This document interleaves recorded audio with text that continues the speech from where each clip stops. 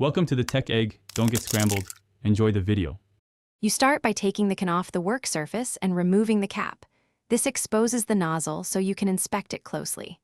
Use gloves and a cloth to avoid paint on your hands and puncture visible blockages with a straight pin, only enough to open the hole. Once done, rinse the nozzle under warm water while pressing it to let internal paint flush out.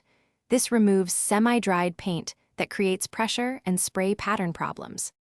You now treat tougher clogs by soaking the nozzle in acetone or 70% plus rubbing alcohol for 2 to 5 minutes.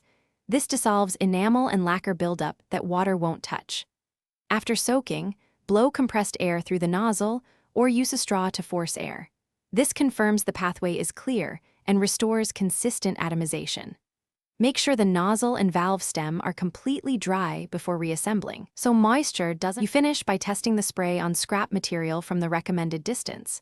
This shows whether atomization and pattern are correct, and it lets you make small angle or pressure adjustments.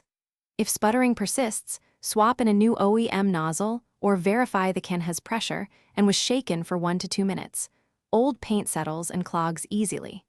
As a final tip, always invert the can and spray briefly after use to clear the valve, which prevents future blockages and keeps performance reliable.